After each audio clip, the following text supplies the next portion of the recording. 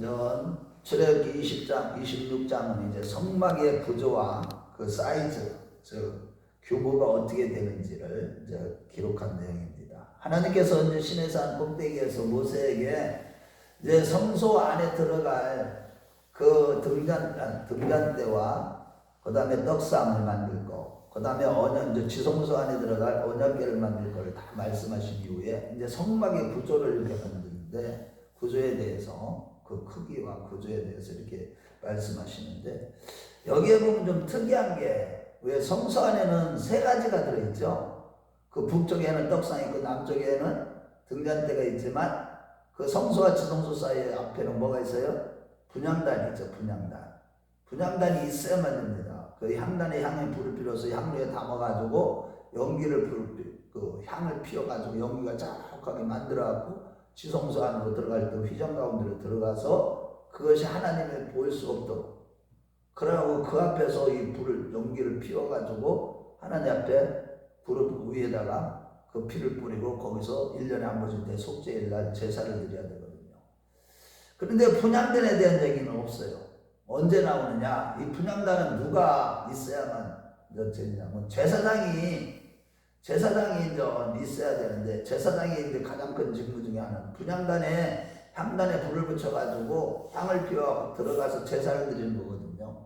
그러니까 이제 제사장이 이제 옷과 제사장 위임식 이런 것이 다 끝나고 난 다음에 그때에 이제 30장에 가서 이제 1절부터 10절에 분향되는 기록이 뒤늦게 나옵니다.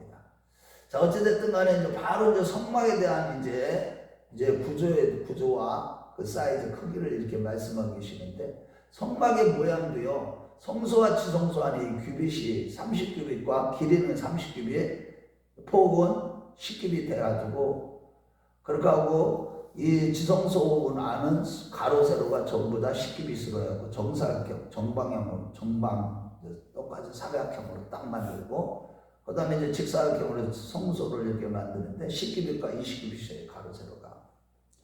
그래서 결국은 이제 전체를 보면은 30규빗, 성막은 30규빗과 10규빗이에요. 그런데 그걸 성막을 덮는 덮개부터 먼저 말씀하십니다. 여기에 보면 덮개를 이제 네 가지를 먼저 말씀하셔요. 덮개가 뭐냐면 네 가지의 덮개를 좀 싸는데, 안쪽으로 두 겹은 다 천으로 됐어요. 처음에 그 제일 안쪽은, 그러면 성소 안에 딱 들어가면 바로 보일 수 있는 안쪽에는 청색, 자색, 홍색, 그 다음에 가늘게 꽃 배실로 이렇게 수놓은 그런 천을 이렇게 만들려고 그랬는데, 그 길이와 넓이 이런 폭을 다 정해주신 거죠. 그런데 여기서 청색은 뭐를 상징하냐면 하늘의 청명한 하늘의 색이라고 볼 수가 있죠. 자색은 뭘 상징하냐면 왕권을 상징해요. 그래서 자색 옷을 입었다 그러면 다 왕권을 상징해요. 왕권. 우리 감리교회는 그런 의미에서 감독들을 갖다가 자색의 이 속에 샤스를 입게 만들어요. 입고 계십니다. 그러고 그 다음에 그 왕권을 상징하고, 그 다음에 홍색 실은 뭐냐면 희생 얘기하는 거예요. 희생. 그 다음에 가늘게 꼰 배실은 수많은 고난과 고통 그런 가운데서 온전해진 성품을 얘기해요. 그래, 이 전체가 다 보면 누구를 예표하냐면 전부 다 예수 그리스도를 예표하는 거예요. 그래서 성막은 전체가 다 누구를 예표하는 거냐? 예수 그리스도를 예표하는 거기 때문에 지금 이 성막에 대한 이런 규례와 법도를 이렇게 주시면서 그 궁극적으로 뭘 보여주시냐? 성막 자체가 지금 이제 이 광야 생활을 할 때 주신 이 성막의 이게 모든 것들은 다 이동성전이거든요. 그런데 이것이 솔로몬 때 오면은 고정성전으로 지어집니다. 이것이 이제 나중에는 예수님께서 요한복음 2장 21절 이후에 보면은 이 성막은 누구예요? 성전은 누구를 예표하는 거라 그랬어요? 그 예수 그리스도를 예표하는 거라고 했어요. 하나님의 임재의 상징이었던 이 성막이 성전으로 되고 나중에는 예수 그리스도의 몸으로 완성이 되는 거죠. 그래서 우리가 예수 그리스도 안에서만 하나님을 만나고 예수 그리스도에 연합했다, 여기에 구원이 있는 거예요. 이것을 다 상징하는 겁니다. 우리 한번 찾아보겠습니다. 먼저 요한복음 2장 21절을 한번 찾아보겠습니다. 이제 이거를 내용을 먼저 보기 전에 이걸 먼저 보고서 요한복음 2장 21절 같이 읽어보겠어요. 굉장히 중요합니다. 이 성막이 구조들하고 성소 안에 있는 성물들 어제도 좀 간단하게 설명을 했는데 하나하나가 전부 다 우리에게 예수 그리스도를 가르치고 있어요. 2장 21절 시작. 그러나 예수는 성전된 자기 육체를 가리켜 말씀하신 것이라. 예수님의 몸이 바로 성전이라고 직접 이렇게 말씀하실 때 이 성전을 헐라 내가 사흘 만에 일으키리라. 이 얘기는 뭐냐? 성전된 자기 육체를 헐라라는 것은 십자가에 못 박혀 죽게 될 것이라는 것이고 사흘 만에 다시 일으킨다. 아니 46년 동안 건축한 이 헤롯 성전을 갖다가 아니 사흘 만에 당신이 지은다고? 다 말귀를 못 알아들으니까 이런 말씀하시고 그래서 사흘 만에 다시 부활하신 것 예수님이 십자가 부활을 말씀하시는 것이죠. 자, 그 다음에 히브리서 8장 5절 말씀을 가봐요. 히브리서 8장 5절.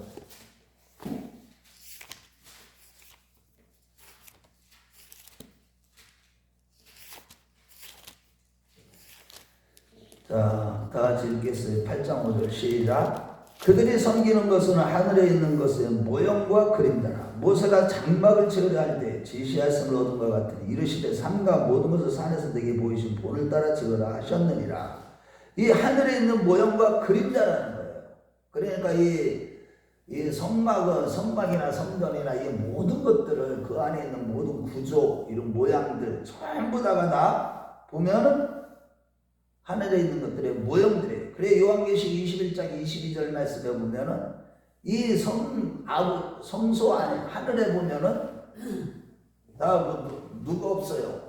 해와 달과 별들이 없는데도 빛으로 가득하죠. 누가 다 해고 빛이기 때문에 하나님과 예수님이 해가 되시고 빛이 되시기 때문에 그렇게 말씀하시는 거죠. 자, 그러면서 이제 이게 이 모양이요. 먼저 이 성막을 지을 때 이 안에 보면은 청색자색 혼색실로 공개실 그 위에 염소 털로 만든 천으로 또 덮어요. 그런데 사이즈가 이게 제일 안쪽으로는 보면은 성소와 지성소를 완전히 덮을 수 있는 이 윗덮개라기보다는 앙장이라고 하죠. 내부 앙장.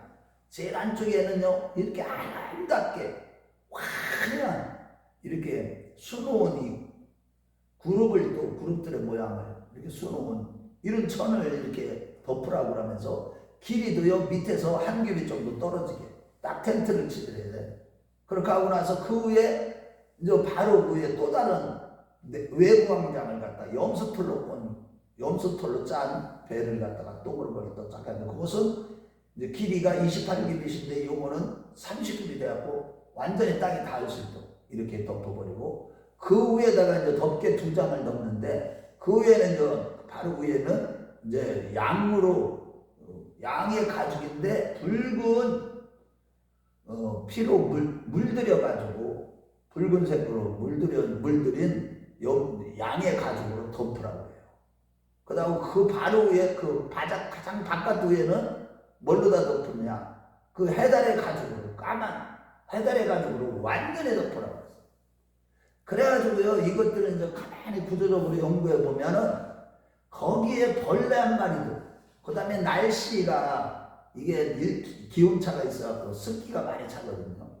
그래갖고 전혀 성소 안에는 벌레 한 마리나 바람 한 점이나 어떤 것도 그 다음에 물기나 이런 것들로 인해서도 전혀 상하지 아니하는 완벽하게 이 덮개들을 이렇게 먼저 짜라고 이런 식으로 만들라고 하나님께서 명령을 내리십니다.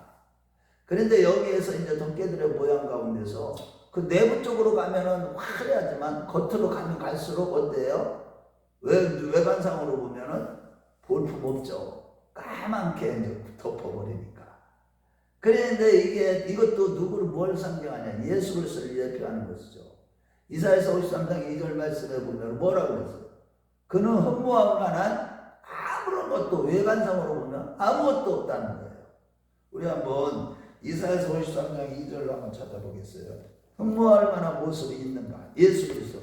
그러기 때문에 사람들이 예수 그리스도를 알아보지 못하는 거예요. 그분이 구원자가 되시고 하나님이 되시고 아름다우시고 진섭리의 근원이 되시는 만왕의 왕의 만주의 주가 되시는 예수 그리스도가 되신다는 것을 알지 못하기 때문에, 그래서 외관을 보면 사람들이 하나님의 은혜가 없이는 그래서 예수를 알 수가 없는 거예요.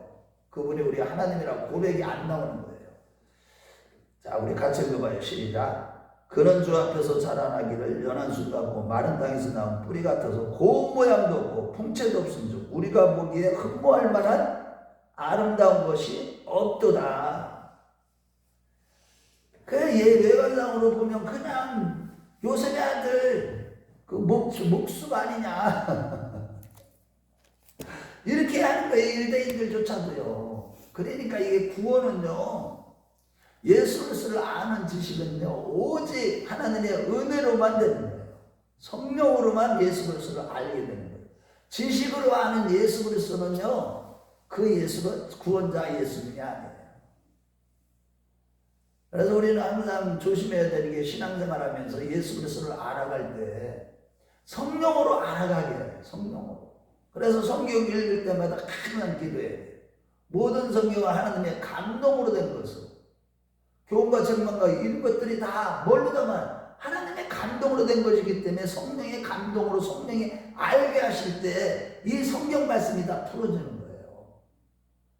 그래서 아무리 신학을 하고 박사학위를 다 받아도 성령의 감동 없이 배운 지식은요 다 아무런 능력도 없는 거예요. 참 지식이 아니에요. 아무리 초등학교도 안 나온 사람이 교회에서 늘 기도하고 주님만 바라보며 주님을 의지하고 죄를 고백하며 회개하는 자들에게 하나님의 성령을 부어주셨을 때 그분들이 성령의 계시를 받아가지고 감동을 받아서 아는 예수 그리스도가 진짜 예수 그리스도예요. 그러니까 우리는 자랑할 게 아무것도 없는 인간에게는 이 구원의 문제를 비롯해서 우리가 참다운 신앙생활하는 거, 이 길은 좁은 길이에요. 사실은 십자가가 없이는 그래서 안 된다는 거예요. 제가 깨달은 게 자신이 계속 깨닫는 게 그거예요. 와, 깨닫는 깊이가 점점 달라지더라고요. 저 같은 경우는 제가 이렇게 보면 말씀을 상고할 때마다, 설교를 준비할 때마다 옛날보다도 옛날에는 왜 이렇게 설교를 했지 할 정도로 이게 깨닫는 깊이가 점점 달라져요. 예수를 아는 지식에서요 점점 달라져요. 그 안에는 지식과 지혜가 지혜의 보화가 아주 다 들어있다고 그랬잖아요. 예수 그리스도. 그런데요 이게 말씀을 연구하고 연구할수록 점점 깊이 깨달아갈 수가 있는 거예요. 그게 누구 때문에? 성령님이 알려주셔야 합니다. 그래서 항상 겸손해야 돼요. 항상 그래도 십자가를 지고 주님을 따라야 돼요. 하나님이 그래서 그게 은혜라고 하시는 거예요. 고난이 우리에게 은혜예요. 고난 받는 것이 유익이라는 게 그냥 하시는 말씀이 아니에요. 깨닫지 못하는 자는 멸망하는 짐승 같다고 그랬는데 고난이 없고 십자가가 없는 사람들은 깨닫지 못해요. 진짜 사람이 되는 것은 언제냐? 고난당할 때 진짜 사람이 되는 거예요. 인격이 만들어지는 거예요. 그리스도를 닮아가게 되는 거예요. 고난 중에 닮아가는 거예요. 그래 권사님들이 이 신앙생활 하다가 늘 느끼잖아요. 그 고난이 끝도 없잖아요. 그렇게 죽도록 충성하고 그렇게 해도 이제 이 고난을 뛰어넘으면 좋은 것이 있겠지 했는데 보면 또 고난이 또 있어요. 또 이 고난을 뛰어넘으면 또 좋은 것이 있겠지. 또 있어요. 궁극적으로 우리 하나님은요 바울사도처럼 보세요. 바울사도 평생 있잖아요. 예수님처럼 살아갔다니까.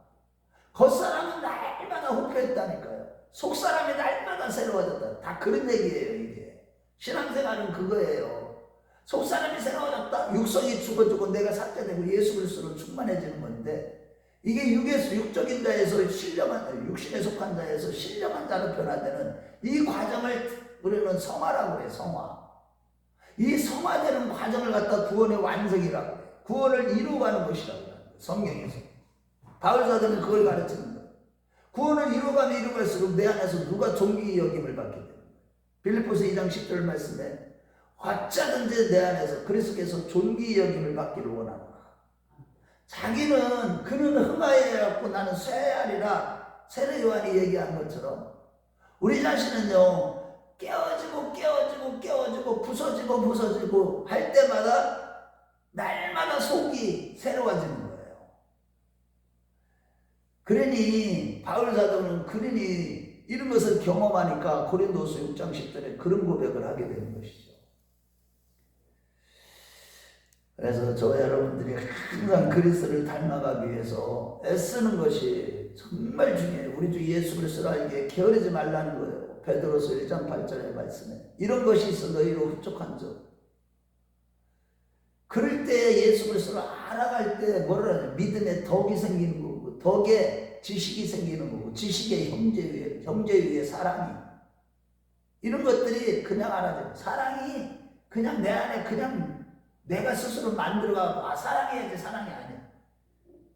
이런 것들이 예수 그리스도를 알아갈 때 사랑이 내 안에서 만들어져 가는 거예요. 그분으로 사랑이신 예수님으로 충만해져 가는 거예요. 이걸 갖다 성령 충만이라고도 말씀하시고 말씀 충만이라고도 말씀하는 거예요. 은혜 충만이라고도 하는 것이죠. 자, 그 다음에 이제 이어서 이제 그 널판들을 짝짝짝 해하고요.